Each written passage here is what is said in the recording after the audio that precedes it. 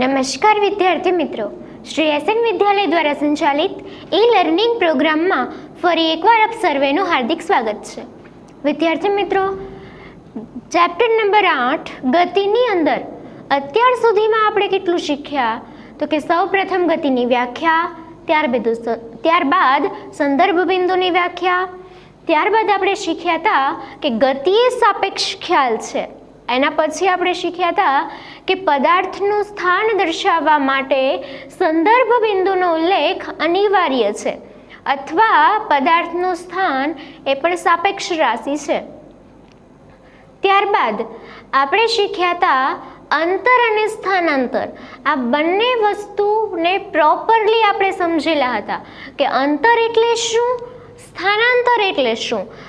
Main બે વચ્ચેનો difference શું છે તો કે પદાર્થ ગતિ કરતો હોય અને ગતિ કરતા પદાર્થનું ટોટલ ડિસ્ટન્સ માપવામાં આવે, એટલે કે જે રસ્તે થઈને જ્યાંથી પસાર થયો છે એ તમામ લંબાઈ માપવામાં આવે અને એનો સરવાળો કરવામાં આવે, એને આપણે અંતર તરીકે ઓળખીએ છીએ.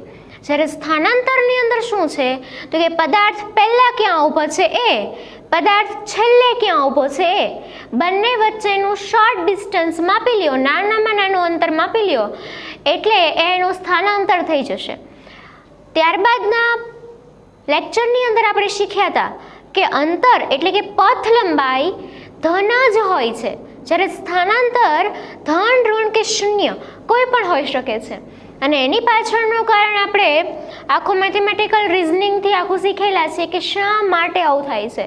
કારણ કે પથ લંબાઈમાં તો રસ્તે ચાલવાનું છે, જ્યારે સ્થાનાંતરમાં ફર્સ્ટ પોઈન્ટને લાસ્ટ પોઈન્ટ જ જોવાનું છે. એટલે કે એના કારણે સ્થાનાંતરમાં વેરિએશન હોઈ શકે છે, જ્યારે પથ લંબાઈ ક્યારેય 0 કે માઇનસ હોતી નથી. હવે આ વાતનું આશ્ચર્ય થશે કે પથ લંબાઈ ધન જ હોય છે, એનો મિનિંગ એવો કે 0 પણ નથી હોતી અને માઇનસ પણ નથી હોતી. હવે માઇનસમાં તો ન જ હોય અંતર, એ આપણને ખબર પડે કેમ કે એમ ખાલી લિટલ સ્ટેપ ભર્યું હોય કોઈ પદાર્થે તો પણ ત્યાંથી ત્યાં જેટલા સેન્ટીમીટર છે કે મિલીમીટર છે કે નાનામાં નાનો એકમ છે માઇક્રોમીટર, એમાં એને ડિસ્ટન્સ અંતર કરેલું છે, અંતર કાપેલું છે, પણ માઇનસ પોસિબલ નથી. કારણ કે આપણે આ સરવાળો કરતો જવાનો છે કે બાદબાકી નથી અને સાથે 0 પણ ન હોઈ શકે. હવે 0 કેમ ન હોઈ શકે તો કે આપણી ગતિની વ્યાખ્યા યાદ કરો. શું કીધું છે કે ગતિ કરતો પદાર્થ આપેલા સમયગાળામાં બીજા પદાર્થની સાપેક્ષે પોતાનું સ્થાન બદલે. હવે બીજા પદાર્થની સાપેક્ષે પોતાનું સ્થાન બદલે મતલબ એને એકાદ ડગલું તો ભરવું જ પડશે, પોતાના સ્થાનથી સહેજ ખસવું પડશે અને સહેજ ખસશે તો જ અંતર કાપ્યું કહેવાય. કેમ કે જો ત્યાં ઊભો રહે તો પદાર્થ સ્થિર છે તો ગતિ કરતો નથી, પોતાનું સ્થાન ફેરવે તો જ ગતિ થઈ કહેવાય ને તો જ અંતર માપવાનું આવે. અને સ્થાન થોડુંક પણ ફેરવે એટલે પ્લસમાં જ આપણને જવાબ મળવાનો છે. એટલે પથ લંબાઈ ધન જ હોય, 0 કે માઇનસ ન હોય, જ્યારે સ્થાનાંતર કોઈ પણ હોઈ શકે છે. અને બધા પરથી આપણે ઉદાહરણ કાઢેલું હતું કે પદાર્થની પથ લંબાઈ પરથી પદાર્થના રસ્તાનું અનુમાન લગાવી શકાય છે કે આ રીતે આટલી જગ્યાએ ફરેલો હશે. જો કે અત્યારે ઘરે છો, ફ્રી છો એટલે ટીવી વગેરે જોતા હશો, એમાં ના નહીં. કદાચ જો તમે CID જોતા હોય તો તમને ખ્યાલ હશે કે એ લોકો શું કરશે કે કોઈ એક જગ્યાનું અનુમાન એ લોકોને લગાવવું છે તો એ લોકો શું કરશે કે કોઈ એક વાહન કેટલા કિલોમીટર ચાલેલું છે એના ઉપરથી નક્કી કરી નાખશે કે આ વસ્તુ આ જગ્યાએ જશે. ફોર એક્ઝામ્પલ, કોઈ એક વ્યક્તિનું કિડનેપિંગ થયેલું છે એટલે એ લોકો શું કરશે કે જે શંકાસ્પદ વ્યક્તિ છે એનો મોબાઈલ ટ્રેસ કરશે. માની લો કે એનું મોબાઈલનું લોકેશન જે જગ્યા બતાવે છે એ એક સ્થળથી બીજા સ્થળ સુધી 5 કિલોમીટરની રેન્જમાં છે. હવે 5 કિલોમીટર પરથી નક્કી કરી લેશે કે 5 કિલોમીટરના એરિયામાં પોતે ઊભા છે, ત્યાંથી આખા સર્કલના એરિયામાં કઈ જગ્યા એવી છે કે જ્યાં સંતાડીને રાખી શકાય કે વગેરે વગેરે. એટલે આ રીતે અંતર આપેલું હોય તો રસ્તાનું અનુમાન લગાવી શકાય છે કે આ રસ્તે આટલી રીતે ગયેલો હશે.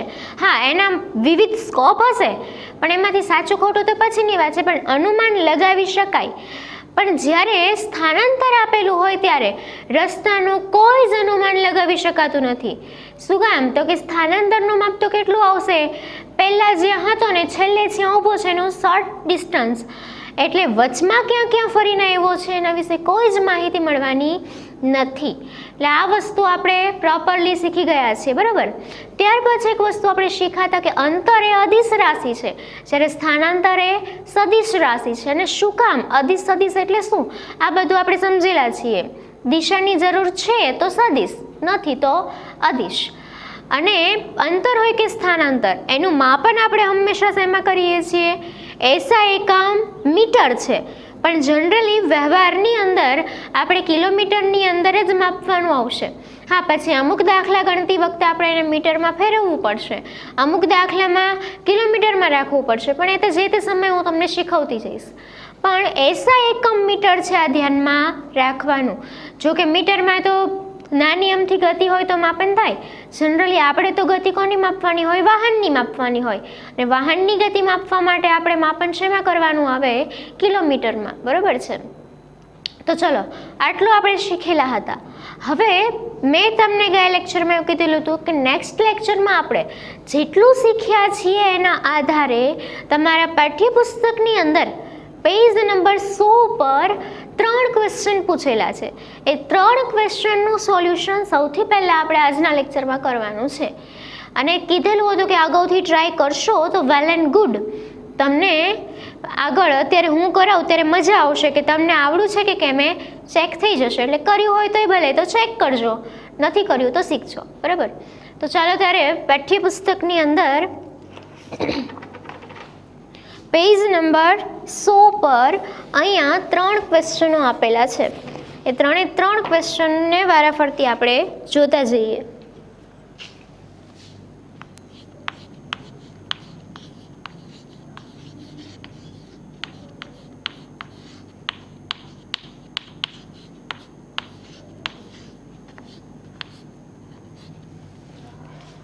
ક્વેશ્ચન નંબર 1,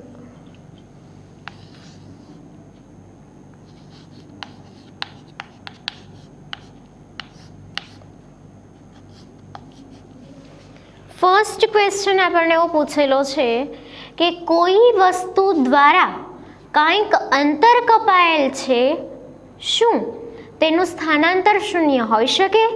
જો હા, તો આપના ઉત્તરને ઉદાહરણ દ્વારા સમજાવો. વેરી સિમ્પલ ક્વેશ્ચન છે. શું કીધું?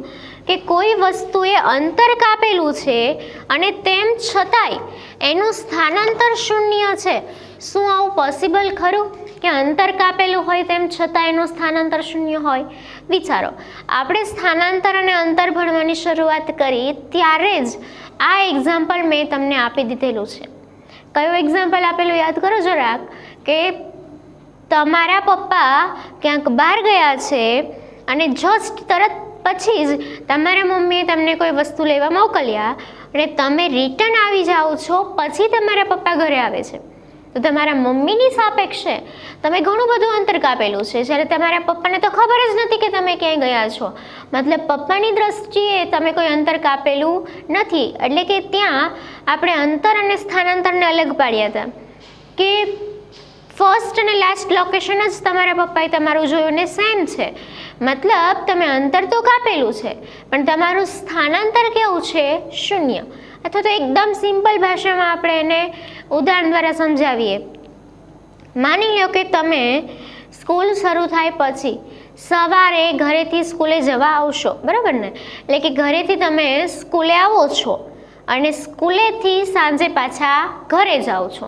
એટલે આખા દિવસ દરમિયાન, કેમ કે વ્યાખ્યામાં જુઓ આપેલા સમયગાળામાં આ શબ્દ આપણે લખેલો છે, એ સમયગાળો આપણે કયો લઈએ છીએ? 1 દિવસ.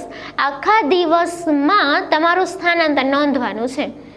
ક્યાંનું? તો કે તમારા ઘરથી, તમારું ઘર છે તમારું ઉગમ બિંદુ છે, ત્યાંથી લઈને આખા દિવસ પછી તમારું સ્થાનાંતર કેટલે છે એ નોંધવાનું છે. હવે ધારો કે સવારમાં તમે તમારા ઉગમ બિંદુથી તમારા ઘરથી સ્કૂલે આવવા નીકળો છો અને સ્કૂલથી સાંજે પાછા તમારા ઘરે જાઓ છો.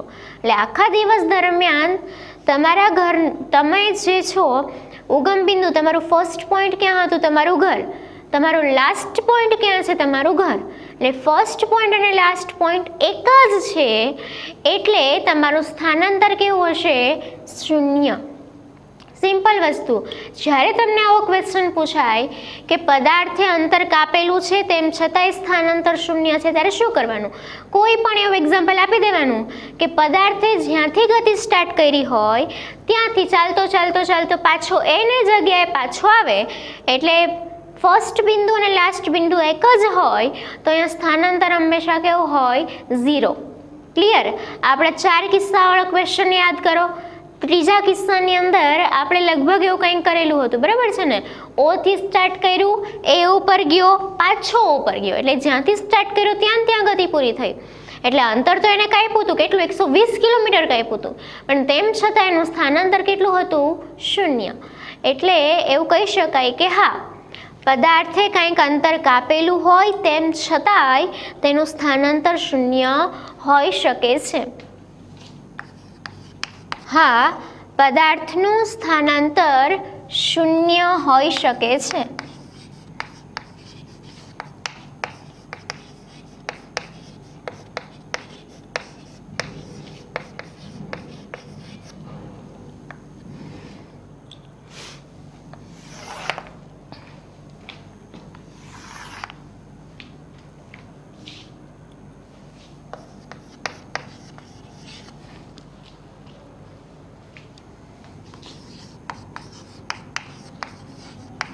હવે આપણને ઉદાહરણ આપીને સમજાવવાનું કીધું છે, તો એક્ઝામ્પલ આપી દઈએ. એક્ઝામ્પલમાં એવું લખી શકાય કે ધારો કે કોઈ એક વિદ્યાર્થી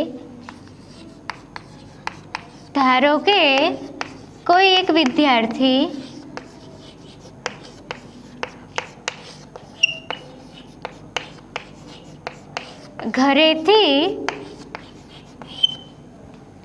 શાળાએ જાય છે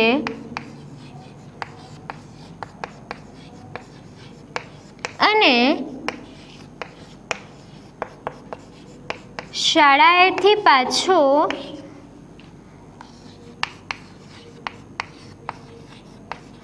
ઘરે આવે છે.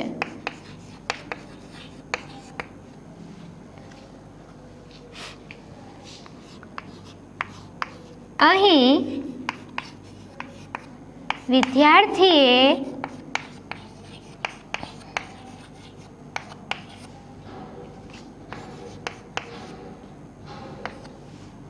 વિદ્યાર્થીએ કેટલુંક અંતર કાપેલું હશે, તો અંતર કાપેલું છે, પરંતુ તેમ છતાં તેનું સ્થાનાંતર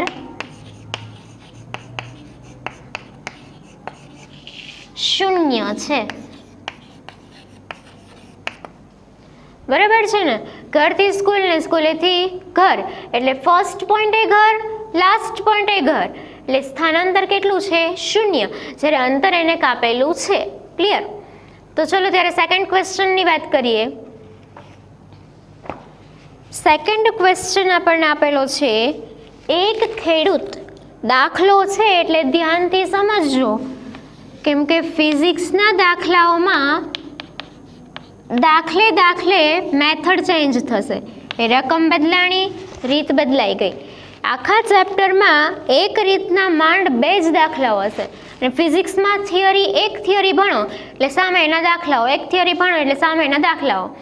અને મેં કીધું એમ એક રીતના 2 જ દાખલાઓ હોય, એટલે ચેપ્ટરમાં માની લો કે 30 દાખલાઓ હોય તો 15 રીત તમારે શીખવાની થાય. પણ એવી રીતો શીખવા કરતાં તમે થિયરી સમજ્યા હોય ને સમજીને કામ લેશો તો ગોખણપટ્ટી કરવી પડશે નહીં, તમે ઓટોમેટિક એના દાખલા ગણતા થઈ જશો. એટલે ખાસ એકવાર ભણાવ્યું હોય તો અહીં ધ્યાન રાખવું, જેથી કરીને પાછળથી કોઈ પ્રોબ્લેમ રહે નહીં. દરેક દાખલા હું કરાવવાની જ છું. સૌથી પહેલાં શું કીધું છે? તો કે એક ખેડૂત 10 મીટર લંબાઈના એક ચોરસ ખેતરની ધારે. હવે સૌથી પહેલાં ફિઝિક્સના દાખલા ગણો ને ત્યારે એક હિન્ટ આપી દઉં. શક્ય હોય તેટલી આકૃતિ ડ્રો કરી દેવાની. તમે આકૃતિ દોરશો એટલે અડધો દાખલો તો તમને ઓટોમેટિક સોલ્વ થઈ જશે. એટલે શક્ય હોય ત્યાં સુધી, હા આકૃતિ ન આવતી હોય તો પછી અલગ વાત છે, તો મારી મચાડીને નહીં દોરવાની. પણ જેમાં એવું લાગે કે આમાં આકૃતિ દોરવી પડશે ને વધારે ખ્યાલ આવશે એમાં આકૃતિ દોરતી જ જવાની. અને રફલી દરેક દાખલામાં આકૃતિ દોરી દેશો તોય વાંધો નથી. હવે અહીંયા તો આપણે આકૃતિ ફરજિયાત સારી એવી ડ્રો કરવાની છે, દાખલામાં જ આપણે એને ઇન્વોલ્વ કરવાની છે. શું કીધું છે તો કે ચોરસ ખેતરની, એટલે સૌથી પહેલાં આપણે ચોરસ ખેતર દોરી દઈશું.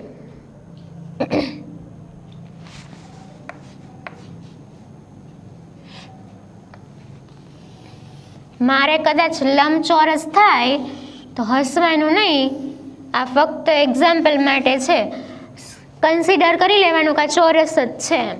ચલો આ ચોરસ ખેતર છે, ભલે લંબચોરસ લાગતું હોય. હવે શું કીધું છે 10 મીટર લંબાઈના ચોરસ ખેતર, એટલે કે એનો મતલબ એવો કે આ લંબાઈ આ ખેતરની કેટલી છે 10 મીટરની. હવે તમને અહીંયા ચોરસ ખેતર કીધેલું છે એટલે ચોરસની પ્રોપર્ટી તમને યાદ હોવી જોઈએ. હવે ચોરસ તો સિમ્પલ વસ્તુ આપણે ભણી ગયા છીએ. શું છે તો કે ચોરસની ચારે બાજુઓના માપ કેવા હોય છે સરખા.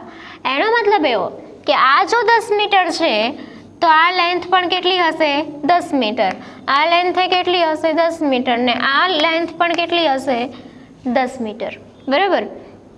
હવે આગળ વાંચો. સૌથી પહેલાં આપણને કીધું હતું કે 10 મીટર લંબાઈના એક ચોરસ ખેતરની, એટલું આપણે દર્શાવી દીધું. હવે એવું કીધું છે કે ધારે ધારે મતલબ કિનારીએ કિનારીએ, આ કિનારીએ 40 સેકન્ડમાં એક ચક્કર પૂર્ણ કરે છે. એટલે માની લો કે ખેડૂત અહીંયા એ બિંદુથી ચાલવાની શરૂઆત કરે છે, અહીંથી એને ચાલવાનું સ્ટાર્ટ કર્યું. હવે આ એ બિંદુથી માની લો કે બી બિંદુ પર ગયો, બી બિંદુથી માની લો કે અહીંયા સી બિંદુ પર આવ્યો, અને સી બિંદુથી માની લો કે અહીંયા ડી બિંદુ આવ્યો, અને ડી બિંદુથી પાછો એ બિંદુ. એટલે એ બી સી ડી એ આ માર્ગે એક આખું ચક્કર પૂર્ણ કર્યું, અને આખું ચક્કર પૂર્ણ કરતા એને કેટલો સમય લાગ્યો 40 સેકન્ડ. 40 સેકન્ડમાં એને આખું ખેતર ફરી લીધું. હવે શું કીધું છે જો ધ્યાનથી, 2 મિનિટ 20 સેકન્ડ બાદ, 2 મિનિટ 20 સેકન્ડ બાદ આ ખેડૂતે પ્રારંભિક સ્થાનથી કેટલું સ્થાનાંતર કર્યું હશે. આપણે એનું સ્થાનાંતર શોધવાનું છે, ખાસ સમજો. હવે 40 સેકન્ડમાં એક રાઉન્ડ પૂરો કરે છે, એટલે 40 સેકન્ડ બાદ એનું સ્થાનાંતર 0 થઈ જાય આવી આપણને ખબર પડે. કેમ કે ભણ્યા પ્રારંભિક બિંદુ ને અંતિમ બિંદુ એક જ હોય તો સ્થાનાંતર કેવું હોય 0. એટલે કે એને અહીંથી ગતિની શરૂઆત કરી, ધારે ધારે ચાલતો પાછો અહીંયા પહોંચ્યો. આ માટેને 40 સેકન્ડનો ટાઈમ લાગ્યો, અને 40 સેકન્ડે સ્થાનાંતર 0 છે. પણ આ ખેડૂત ભાઈ સાહેબ સવારમાં વોકિંગ કરવા નીકળ્યા છે, 40 સેકન્ડે સ્ટોપ નથી થતા. આ ખેડૂત 2 મિનિટ 20 સેકન્ડ ચાલે છે. હવે 2 મિનિટ 20 સેકન્ડ ચાલીને એ ખેડૂત ક્યાં પહોંચશે? પહેલો પ્રશ્ન આપણી સામે આવવો પડે. સ્થાનાંતર તો પછી ગોતીએ કે ને, સ્થાનાંતર ગોતવા માટેની કન્ડિશન કઈ તો કે પ્રારંભિક બિંદુ અને અંતિમ બિંદુ. હવે પ્રારંભિક બિંદુ તો આપણને ખબર છે કે અહીંથી એને ચાલવાનું સ્ટાર્ટ કર્યું, પણ અંતિમ બિંદુ કયું એ તો આપણને ખબર નથી. અને અંતિમ બિંદુ મેળવવા માટે આપણને હિન્ટ આપેલી છે કે 40 સેકન્ડ આવીને પાછો આવે છે, પણ એ ચાલે છે કેટલું 2 મિનિટ 20 સેકન્ડ. એટલે આપણે તો પહેલાં એ નક્કી કરવું પડશે કે 2 મિનિટ 20 સેકન્ડ ચાલ્યા બાદ એ ખેતરની કઈ ધારે કઈ જગ્યાએ ઊભો છે. એટલે હંમેશા આ રીતનો દાખલો પૂછાય, સ્થાનાંતર શોધવાનું હોય. પછી અહીંયા તમને ચોરસ આપેલું હોય તોય ભલે, ગોળ આપેલું હોય તોય ભલે, લંબચોરસ આપેલું હોય તોય ભલે, ત્રિકોણ આપેલું હોય તોય ભલે, કોઈ પણ શેપ આપેલો હશે નક્કી. અનિયમિત આકારનું ખેતર ક્યારેય નહીં કીધું હોય, ચોરસ, લંબચોરસ, અને એવું જ ખેતર કીધું હશે કે જેની પ્રોપર્ટી આપણે જાણીએ છીએ. પ્રોપર્ટી મતલબ એના ગુણધર્મો, ચોરસના ગુણધર્મ, લંબચોરસના ગુણધર્મ, મતલબ લંબાઈ પહોળાઈ કઈ રીતની હોય, એની પરિમિતિ કઈ રીતે શોધાય, એનું ક્ષેત્રફળ કઈ રીતે શોધાય, કે પછી એના વિકર્ણનું માપ કઈ રીતે શોધાય, એવી જ બધી વસ્તુઓ એવું જ કોઈક આકૃતિ આપેલી હશે કે જેનું આપણને બધું શોધતા મેથ્સમાં શીખી ગયા હોય. બરાબર. એટલે અહીંયા તમને આ રીતનો દાખલો આપેલો છે. હવે તો પહેલાં એ નક્કી કરવાનું કે 2 મિનિટ 20 સેકન્ડ બાદ ક્યાં હશે. હવે 40 સેકન્ડમાં એક રાઉન્ડ આપણને ખબર છે, સામે આપણને 2 મિનિટ 20 સેકન્ડ. હવે માપ જુઓ, એક માપ સેકન્ડમાં છે અને બીજું માપ કેવું છે, મિનિટ અને સેકન્ડનું મિક્સચર છે. એટલે આવા દાખલામાં આ રીતનો દાખલો પૂછાયો હોય તો સૌથી પહેલાં કામ એ કરવાનું કે જે તમને મિનિટ સેકન્ડ 2 આપેલું છે એને બદલે એને સેકન્ડમાં ફેરવી કાઢવાનું. આમે આ પાઠનો કોઈ પણ દાખલો હોય લગભગ જ કલાકવાળા દાખલાને બાદ કરતા સમયને સેકન્ડમાં ફેરવવાનો જ થશે, કારણ કે સમયનો એસા એકમ સેકન્ડ છે, માટે ટાઈમને આપણે સેકન્ડમાં ફેરવી દઈશું. એટલે આપણને આપેલું છે 2 મિનિટ 20 સેકન્ડ, એને આપણે સૌથી પહેલાં સેકન્ડમાં ફેરવશું. અને એના માટે શું કરવાનું એ ખાસ જોજો. 2 મિનિટ 20 સેકન્ડ આપેલું છે. હવે 1 મિનિટ એટલે કેટલા, તો કે 60 સેકન્ડ, બરાબર છે. તો 2 મિનિટ એટલે કેટલા, તો કે 2 ને 60 વડે ગુણવાના. ધ્યાનથી આ બગડો છે ને આપણે એમને મૂકશું, મિનિટને સેકન્ડમાં ફેરવવાના છે ને 1 મિનિટ એટલે 60 સેકન્ડ થાય. એટલે જે સંખ્યા આપેલી હોય એને 60 વડે ગુણી દેવાના થાય, એટલે જે તે મિનિટની સેકન્ડ આપણને મળી જાય. થઈ જાય ને, 1 મિનિટની 60, 2 મિનિટની 60 દૂને 120. હવે આટલું મિનિટ છે એનું આપણે આટલી પ્રોસેસ કરી. હવે આ 20 સેકન્ડ તો સેકન્ડમાં જ આપેલું છે. હવે સેકન્ડને કંઈ સેકન્ડમાં તો ફેરવાય નહીં, એમને એમ જ રાખવાનું હોય. પણ આ મિનિટ અને આ 20 સેકન્ડનો આપણે શું કરવો પડશે, સરવાળો. આ મિનિટ છે સેકન્ડમાં ફરી ગઈ, આ તો સેકન્ડ છે જ, એટલે ટોટલ ટાઈમ આ રીતે મેઝરમેન્ટ કરી શકાય. હંમેશા દરેક દાખલામાં યાદ રાખવું, જ્યારે તમને આવું પૂછાય ત્યારે આ રીતે કરવાનું થશે. જેટલી મિનિટ આપેલી હોય એના ગુણ્યા 60 પ્લસ સેકન્ડ જે આપેલી હોય એને એમના એમ. હવે આનું ક્લેરિફિકેશન આપી, ભાગુસભા નિયમ પ્રમાણે સૌથી પહેલાં ગુણાકાર, એટલે કે 60 દૂને 120 પ્લસ આ 20 તો છે જ, એટલે ટોટલ થશે 140 સેકન્ડ. એટલે કે ખેડૂત 140 સેકન્ડ ચાલે છે એવું કહી શકાય. 2 મિનિટ 20 સેકન્ડની બદલે આપણે એવું પણ કહી શકાય કે ખેડૂત 140 સેકન્ડ ચાલે છે. હવે શું કરશું, આપણે ત્રિરાશિ મૂકશું. શું લખશું, તો કે 40 સેકન્ડમાં ખેડૂત દ્વારા 40 સેકન્ડમાં ખેડૂત દ્વારા થયેલ પરિક્રમણ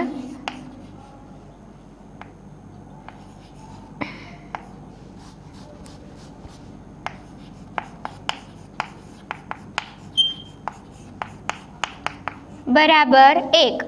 અથવા તો એવા ઓકવર્ડ શબ્દ ન લખવા હોય તો સિમ્પલ ભાષામાં લખીએ, 40 સેકન્ડમાં ખેડૂતે કાપેલ ચક્કર 40 સેકન્ડમાં ખેડૂતે પૂર્ણ કરેલ ચક્કર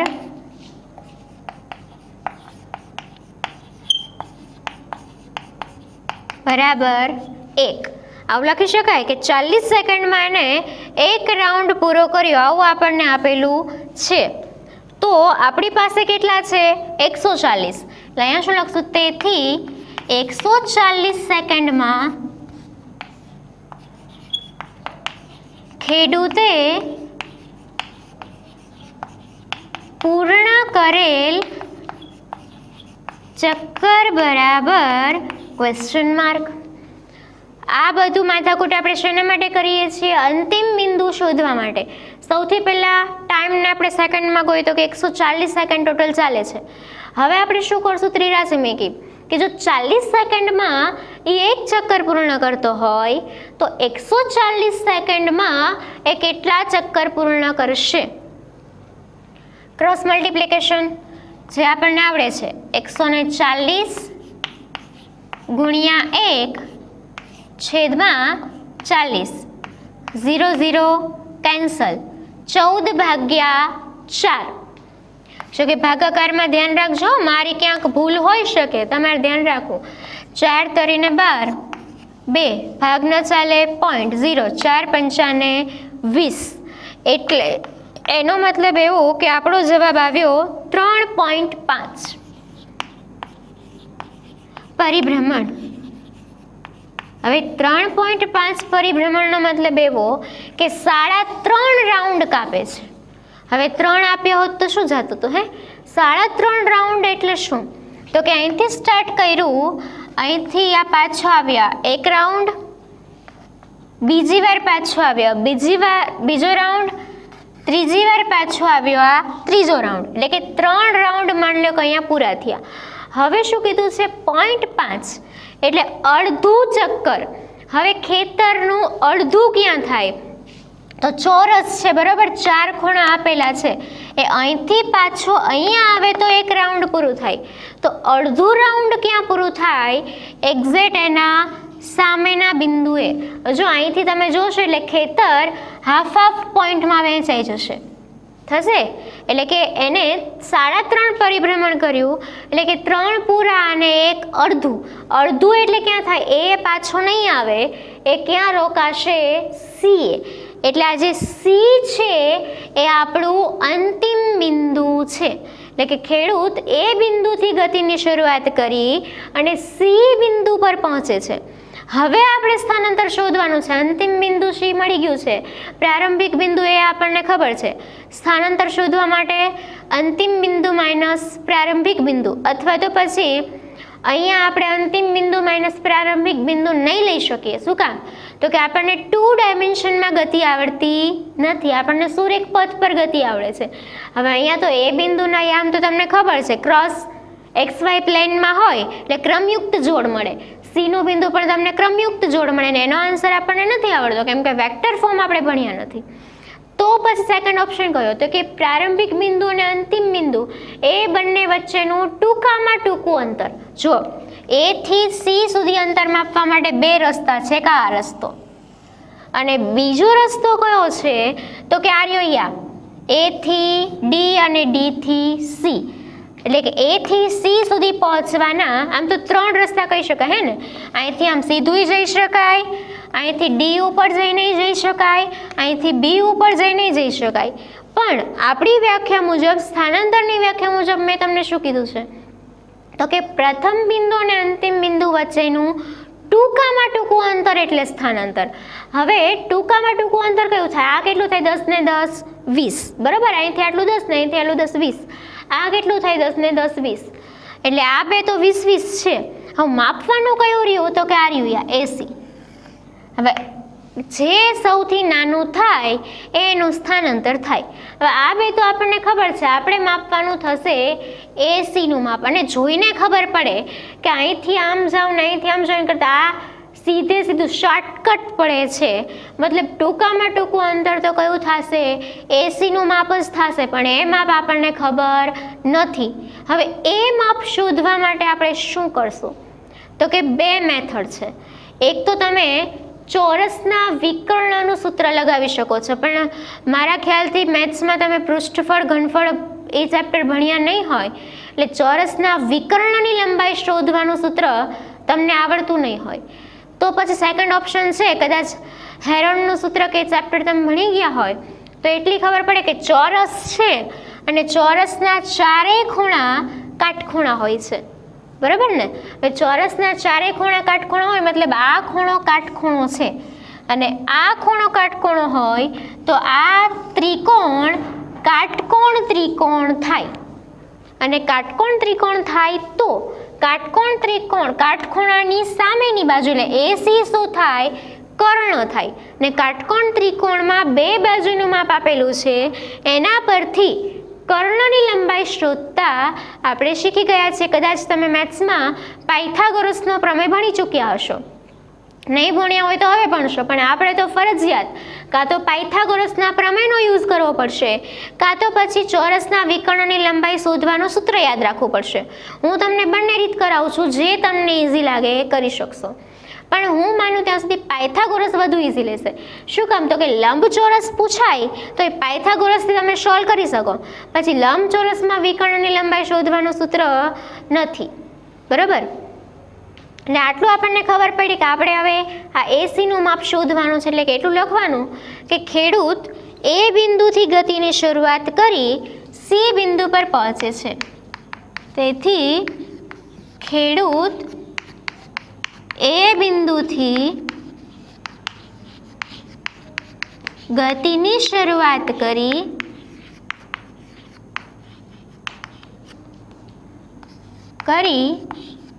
સી બિંદુ પર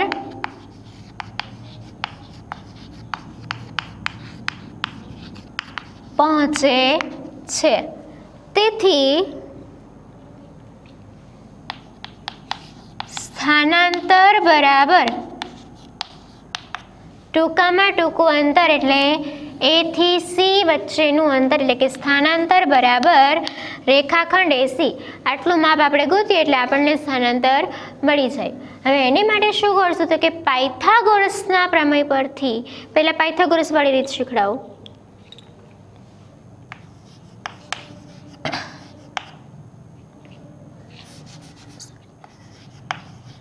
પાયથાગોરસના પ્રમેય પરથી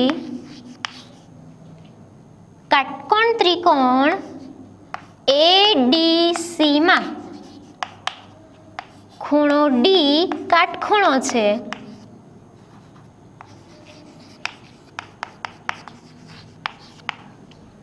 તથા AC એ કર્ણ છે. હવે પાયથાગોરસના પ્રમેય શું કહે છે તો કે કાટકોણ ત્રિકોણમાં કર્ણ સિવાયની બે બાજુના વર્ગનો સરવાળો એ ત્રીજી બાજુના વર્ગ જેટલો હોય છે. એટલે પાયથાગોરસને આપણે આ રીતે લગાવશું. કર્ણ એટલે કે AC એટલે કે AC નો વર્ગ બરાબર કર્ણનો વર્ગ બરાબર બાકીની બે બાજુ એટલે આ AD એ AD નો વર્ગ પ્લસ બીજું છે CD એટલે અહીંયા આવશે CD નો વર્ગ એટલે કે બે બાજુના વર્ગનો સરવાળો ત્રીજી બાજુના વર્ગ જેટલો થાય. બે બાજુના વર્ગનો સરવાળો ત્રીજી બાજુના વર્ગ જેટલો થાય. હવે AC તો આપણે શોધવાનું છે તો આપેલું નથી. AD અને CD બંનેની કિંમત આપણને ખબર છે કેટલી છે 10 કિંમત મૂકીએ એટલે અહીંયા આવશે 10 નો વર્ગ પ્લસ અહીંયા આવશે 10 નો વર્ગ. 10 નો વર્ગ કેટલો થશે 10 દાન 100 પ્લસ અહીંયા કેટલું થશે 100 પ્લસ 100 એટલે 200. હવે આ 200 તો શું આવ્યું છે વર્ગ. જ્યારે આપણે તો શું જોઈએ છે ફક્ત AC જોઈએ છે એનો વર્ગ જોતો નથી. તો એનો મતલબ આપણે આનું વર્ગમૂળ કાઢવું પડશે. એટલે કે AC ના વર્ગની બદલે આપણે શું શોધવાનું છે AC શોધવાનું છે. હવે વર્ગ કાઢો એટલે આ બાજુ વર્ગમૂળની નિશાની આવે. આ ખાસ સમજવાનું કે અહીંથી વર્ગ નીકળે એટલે આ બાજુ કઈ નિશાની આવે વર્ગમૂળની. માની લો તમારા વર્ગમૂળની નિશાની કાઢો તો આ બાજુ વર્ગ થાય, વર્ગ કાઢો તો વર્ગમૂળ, વાયસા વર્ષા. હવે 200 નું વર્ગમૂળ આપણને સીધે સીધું નહીં આવડે. એના માટે આપણે શું કરશું તો કે 200 ના બે ભાગ પાડી દઈએ. 2 ગુણ્યા 100 આ રીતે ભાગ પાડી શકાય. હવે 100 નું વર્ગમૂળ આપણને ખબર છે કેટલું થશે 10 કેમ કે આપણે આગળ જ ભણી ચૂક્યા છીએ કે 10 નું 100 તો 100 નું કેટલું થાય 10. વર્ગમૂળ 2 ની કિંમત આપણને ખબર નથી તો એને રાખી દો એમના એમ. હા જો કે મને ખબર છે 1.41 પણ તમે લગભગ વર્ગમૂળ 2 ની કિંમત શોધતા શીખ્યા નહીં હોય એટલે આપણે શોધવી નથી. શું કામ જરૂર છે? એટલે વર્ગમૂળ 2 એમને એમ રાખવાના. સીધું કેલ્ક્યુલેટરમાં વર્ગમૂળ 200 કાઢશો તો તમારે જવાબ આવશે 14.1. એટલે આપણે એ ધંધો નથી કરવાનો, આપણે આ રીતે વર્ગમૂળ શોધવાનું છે કેમ કે કેલ્સી એલાઉડ તો છે નહીં. એટલે આ રીતે આપણું સ્થાનાંતર મળ્યું 10 વર્ગમૂળમાં 2 મીટર. આ જવાબ 20 આવતો તો આ જવાબ 20 આવતો તો જ્યારે આ જવાબ મેં કીધું એમ 1.41. હવે સિમ્પલ જો વર્ગમૂળ 2 ની કિંમત આવે 1.41 ગુણ્યા 10 કરો એટલે 1 પોઈન્ટ આ બાજુ ખસે 14.1 એટલે કે ટૂંકામાં ટૂંકું અંતર કયું થયું 14.1 મીટર ને એ આપણું શું થશે સ્થાનાંતર થશે. એટલે આ હતી આપણી પાયથાગોરસ વાળી રીત કે જેના દ્વારા AC નું માપ આપણે શોધી શકાય ને કહી શકાય કે ખેડૂતે કરેલું સ્થાનાંતર 10 વર્ગમૂળમાં 2 મીટર છે. આવું આપણે લખવાનું જ લખશું કે આથી ખેડૂતે કરેલ સ્થાનાંતર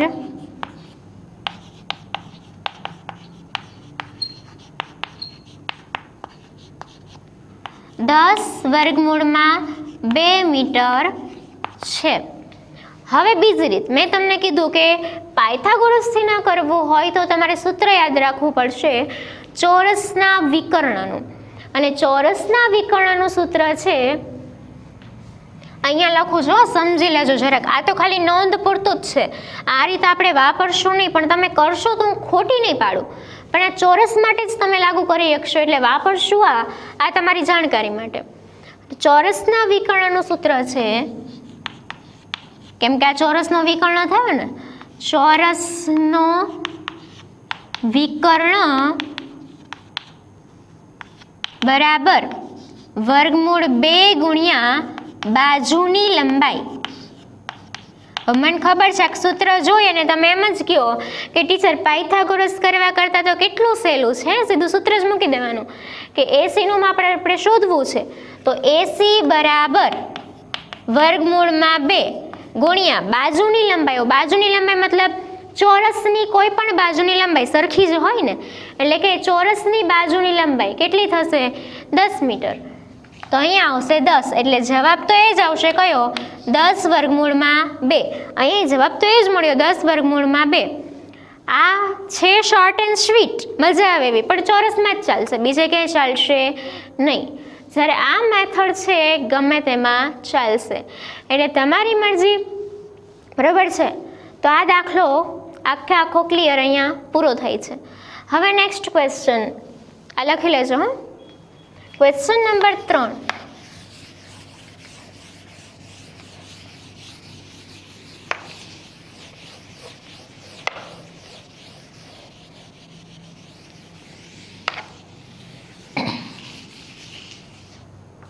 ત્રીજો ક્વેશ્ચન તમને એવો પૂછેલો છે કે સ્થાનાંતર માટે નીચેના પૈકી કયું સાચું છે?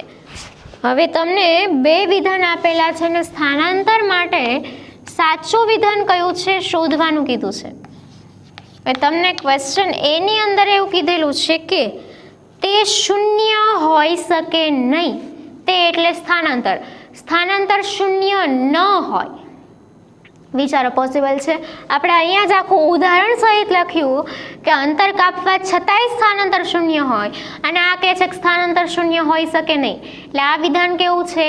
ખોટું, કારણ કે સ્થાનાંતર શૂન્ય હોઈ જ શકે, એટલે અહીંયા આપણે લખશું ખોટું,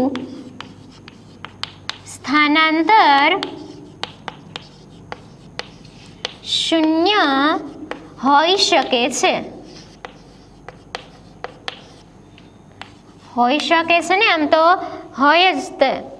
એના પછી બી પૂછ્યું છે આપણને કે તેનું મૂલ્ય મતલબ સ્થાનાંતરનું મૂલ્ય વસ્તુ દ્વારા કપાયેલ અંતર કરતાં વધુ હોય છે, એટલે કે અહીંયા કહેવાનો મતલબ આ લોકોનો એવો થાય છે કે સ્થાનાંતર અંતર કરતાં વધારે હોય।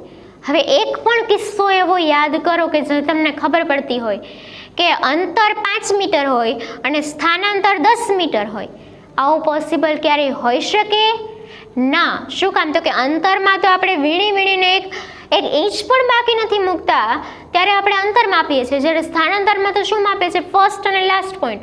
હવે એવું ક્યારેય પોસિબલ બનશે કે પહેલા અને છેલ્લા બિંદુનું માપન કરો અને આખા ગતિપથ કરતાં મોટું થઈ જાય? આપણા માપનમાં ભૂલ હોય તો થાય, બાકી જનરલી એવું ક્યારેય બનવાનું નથી જ। તમે ચાર કિસ્સા આપણા મેથેમેટિકલ સ્ટેપના ફરીથી જુઓ, એમાં આપણે જો પ્રથમ કિસ્સામાં બે સરખું મળ્યું હતું, સેકન્ડ કિસ્સામાં અંતર વધારે હતું, સ્થાનાંતર કેવું હતું? ઓછું હતું। ત્રીજા કિસ્સામાં અંતર વધારે હતું, સ્થાનાંતર ઓછું। ચોથા કિસ્સામાં અંતર વધુ, સ્થાનાંતર તો માઇનસમાં હતું। એટલે કે ક્યારેય એવું નહીં બને કે અંતર કરતાં સ્થાનાંતર વધુ હશે। હા, એના સરખું કે એનાથી ઓછું હોઈ શકે, વધારે ક્યારેય હોઈ શકે નહીં। એટલે અહીંયા આપણે લખશું કે ખોટું, સ્થાનાંતરનું મૂલ્ય, ખોટું સ્થાનાંતરનું મૂલ્ય અંતર જેટલું